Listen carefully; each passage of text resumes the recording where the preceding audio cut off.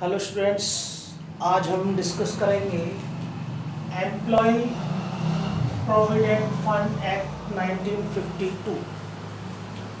Employ provident fund, ठीक है। इसको देखते हैं कितने सेक्शन है इसमें और कितने इसमें शेड्यूल है, ठीक है। और इसका एक्सटेंड कहाँ कहाँ इसका विस्तार है, ठीक है। और कब इसका एनफोर्समेंट, कब ये लागू हो, ठीक है। तो इसमें जो सेक्शन है वो कितने हैं? 22 सेक्शन। और इसमें पीछे शेड्यूल जो दिए होते हैं वो उस एक्ट के लास्ट में दिए होते हैं। तो 4 शेड्यूल हैं। एक्सटेंशन, इसका विस्तार होल ऑफ इंडिया, ठीक है, एक्सेप्ट JNK। और एनफोर्समेंट जो हुआ इसका 14 मार्च को हुआ, 14 मार्च 1952 को इसका एनफोर्समेंट हुआ। इस एक्ट को लाया गया, क्या इसका ऑब्जेक्ट है भाई? क्या ऑब्जेक्ट है इसका, क्यों लेकर के आए? ठीक है, इसका ऑब्जेक्ट है सोशल सिक्योरिटी। सोशल सिक्योरिटी दिलाना किसको? जो इंडस्ट्रियल वर्कर्स, इंडस्ट्रियल वर्कर्स को सोशल सिक्योरिटी दिलाना। और ये एक्ट क्या करता है? मेनली प्रोवाइड्स क्या?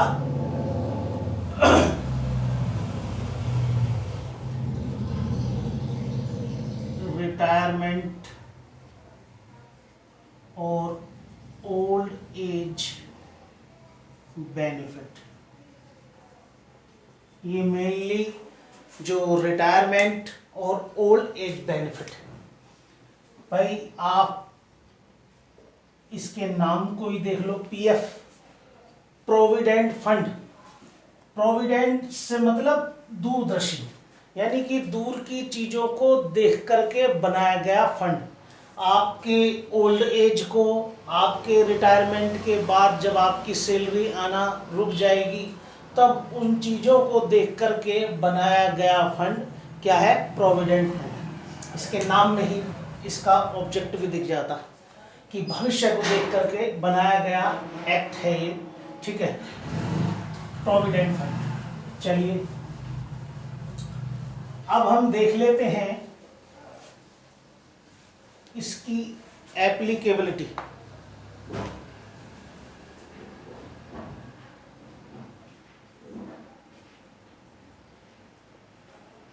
एप्लीकेबिलिटी कहाँ कहाँ ये अप्लाई होगा? कहाँ अप्लाई होगा? नंबर 1, उस इंडस्ट्री पर, ठीक है,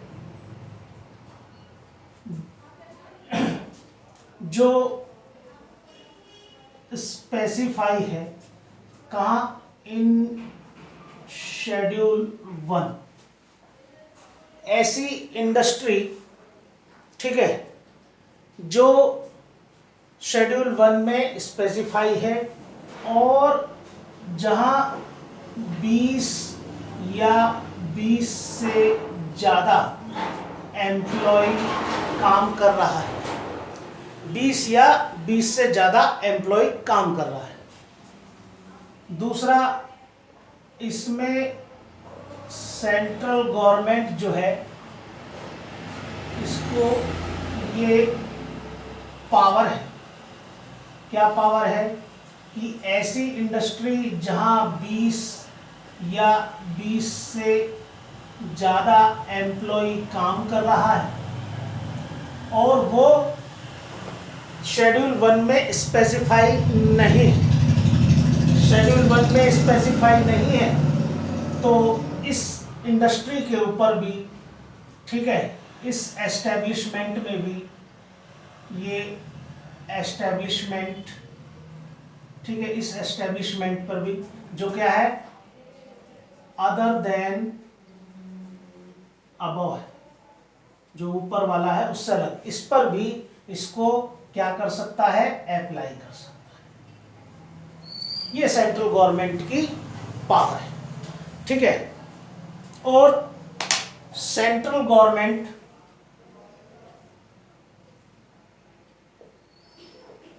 ठीक है ऐसी इंडस्ट्री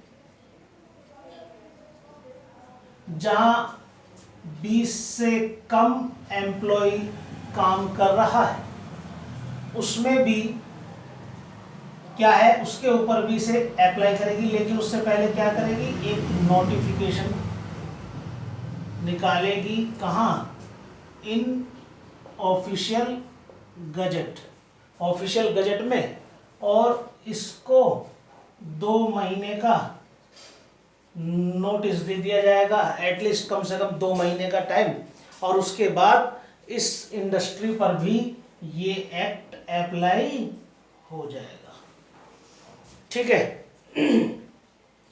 चलिए, और चौथा कंडीशन ये है कि अगर एम्प्लॉय और एम्प्लॉयर ये दोनों मेजॉरिटी इनके बीच में हो जाए, ठीक है, मेजॉरिटी हो जाए कि भाई ये भी क्या चाहते हैं कि ये एक्ट इनके ऊपर भी अप्लाई हो जाए, तो ये एक एप्लीकेशन देंगे, ठीक है, सेंट्रल प्रोविडेंट फंड कमिश्नर, इसको क्या नाम है, सेंट्रल प्रोविडेंट फंड कमिश्नर, इसको सीपीएफसी, सेंट्रल प्रोविडेंट फंड कमिश्नर, इसको एक एप्लीकेशन देंगे कि ये एक्ट हमारे ऊपर भी अप्लाई हो जाए। और अगर ये वंस एप्लीकेबल तो ऑलवेज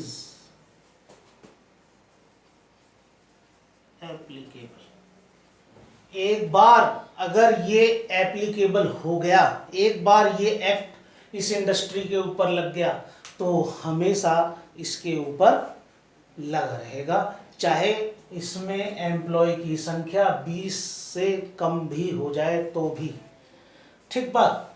चलिए अब आगे देखते हैं कि कहाँ ये एप्लीकेबल नहीं होगा, यानी कि नॉन एप्लीकेबिलिटी। नॉन एप्लीकेबिलिटी जो पहला कोऑपरेटिव सोसाइटी,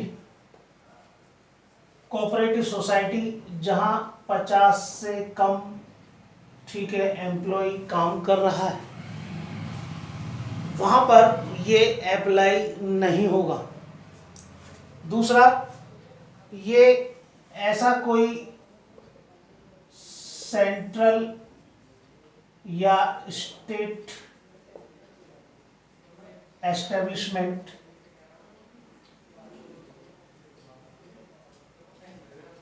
जहां पर उनके पास पीएफ की अपनी योजना है, अपनी कोई स्कीम है, योजना है, तो भाई आपके पास है अपनी पहले से ही योजना, तो उस पर भी अप्लाई नहीं होगा। और तीसरा, कोई अदर एस्टेब्लिशमेंट, ठीक है, जिस पर सेंट्रल गवर्नमेंट, ठीक है, क्या करे, नोटिफाई कर दे कि इस पर ये नॉट अप्लाई, तो उस पर भी अप्लाई नहीं होगा। ठीक है जी, इन पर अप्लाई नहीं होगा। एक बार अगर अप्लाई हो गया तो हमेशा फिर अप्लाई रहेगा। ठीक है, अब इसका एडमिनिस्ट्रेशन कौन करता है?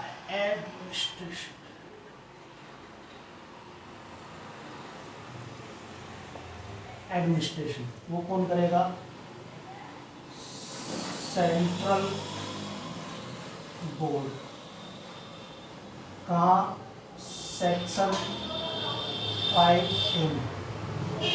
सेक्शन 5A में जो सेंट्रल बोर्ड है वो इसका एडमिनिस्ट्रेशन करेगा और इसके इस काम में इसकी हेल्प करेगी कौन? एग्जीक्यूटिव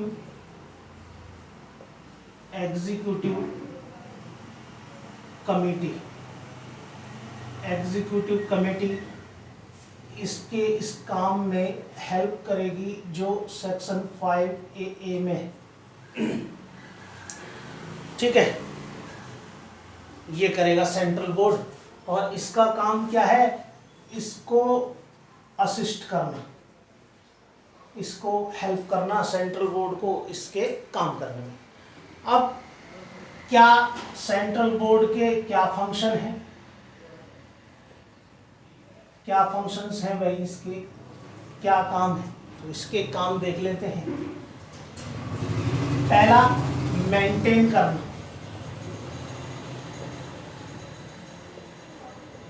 मेंटेन करना क्या चीज? ठीक है, प्रॉपर बुक्स एंड रिकॉर्ड। ठीक है, proper books of record, of record. ठीक, दूसरा,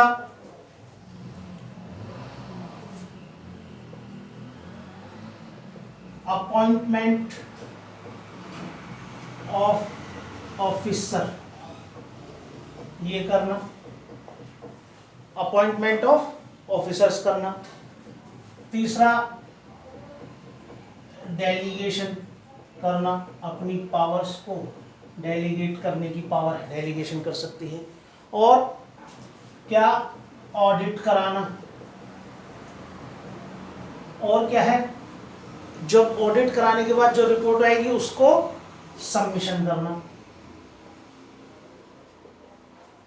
सबमिशन करना किसको? उस रिपोर्ट को। ठीक है, अब ये देखिए, ये काम जो है, जो ये ऑडिट कराएगी, ये ऑडिट किससे कराएगी? सेंट्रल बोर्ड कैग करेगा। कैग ये कॉन्स्टिट्यूशनल बॉडी है।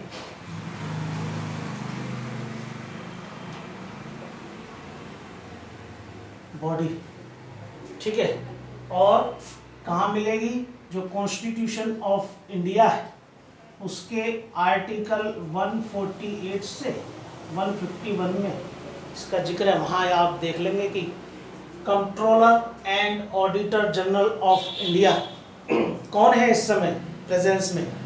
राजीव महर्षि। राजीव महर्षि 2017 में इन्होंने ज्वाइन किया था, अभी भी कैग। ठीक है, कैग कौन है? Controller and auditor general of India. ये कौन है? राजीव महर्षि वर्तमान में। और कैग से रिलेटेड आर्टिकल कहाँ मिलेंगे? 148 से 151। ऐसी कॉन्स्टिट्यूशनल बॉडी है ये। जैसे ये जो सेंट्रल बोर्ड है ये क्या है? एक बॉडी कॉरपोरेट, बॉडी कॉरपोरेट है। मीन्स कि इसका क्या होगा? परपेचुअल सक्सेशन करेगा, ये शाश्वत उत्तराधिकार होगा। ठीक है, पद हमेशा इसमें बना रहेगा। दूसरा, इसका एक कॉमन सील हो जाएगी और ये अपने नाम से किसी पर सूट फाइल कर सकता है और इसके ऊपर भी कोई सूट इसके नाम से फाइल कर सकेगा। ये हो गया वो बॉडी कॉर्पोरेट हो गया, ये कॉन्स्टिट्यूशनल बॉडी कैग, ठीक है। ये ऑडिट करेगा पीएफ का, ठीक। और क्या करेगा, अपनी ऑडिट रिपोर्ट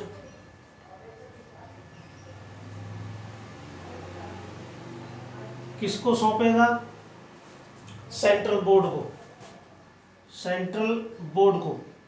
सेंट्रल बोर्ड इसको सेंट्रल गवर्नमेंट को, ठीक है। और इसके साथ ऐसा नहीं कि इसी तरीके से इसमें कोई अगर इसको कोई कमेंट, इसमें कमेंट्स के साथ विद कमेंट्स इसको जो है सेंट्रल गवर्नमेंट को सौंप देगा और सेंट्रल गवर्नमेंट इसको पार्लियामेंट के दोनों जो लोकसभा और राज्यसभा दोनों के सामने इस रिपोर्ट को पेश करेगा, ठीक है। दोनों हाउस में ये रिपोर्ट पेश करी जाएगी, जो ऑडिट रिपोर्ट आई है इसको, इस तरीके से, ठीक है जी। अब हम देखते हैं कि इसके फंक्शंस हमने देख लिए। दूसरा देखते हैं हम कि इसमें कितने लोग होते हैं, यानी कि इसका कंपोजिशन।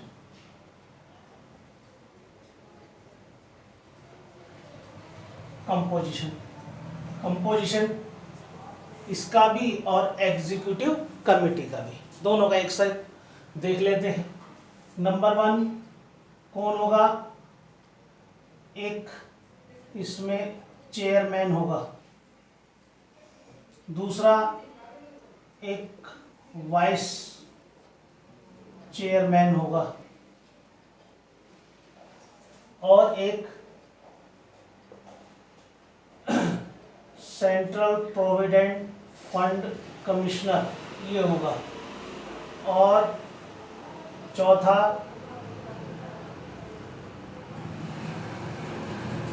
ऑफिशियल्स होंगे किसके, सेंट्रल गवर्नमेंट के, और ऑफिशियल होंगे स्टेट गवर्नमेंट के, ठीक है। और रिप्रेजेंटेटिव होंगे किसके, एम्प्लॉयर के, और रिप्रेजेंटेटिव होंगे किसके, एम्प्लॉय के, ठीक है। चेयरमैन एक होगा, एक वाइस चेयरमैन होगा, एक सेंट्रल प्रोविडेंट फंड कमिश्नर होगा, ठीक है। सेंट्रल गवर्नमेंट के ऑफिशियल होंगे 5, स्टेट गवर्नमेंट के होंगे 15, एम्प्लॉय के रिप्रेजेंटेटिव होंगे 10 और एम्प्लॉय के रिप्रेजेंटेटिव होंगे 10 10 20 और 20 40, हाँ टोटल जो है ये 43 होने चाहिए, 43 होंगे, ठीक है। इसी तरीके से एग्जीक्यूटिव कमेटी होती है, इसमें एक चेयरपर्सन होता है, ये नहीं होता, एक सीपीएफसी होता है। ये जो सेंट्रल बोर्ड के ऑफिशियल हैं ये 2 होंगे, ठीक है। स्टेट गवर्नमेंट के 3, ये 3 और ये 3, और ये होंगे टोटल 13, ठीक है। इन सबको सेंट्रल गवर्नमेंट अपॉइंट करती है। इसमें ये दोनों सेंट्रल गवर्नमेंट के होते हैं, ठीक है। ये ऑफिसर्स होते हैं सेंट्रल गवर्नमेंट के, स्टेट गवर्नमेंट के, इस तरीके से। तो ये आपका क्या है, इसका कंपोजिशन हो गया, ठीक है।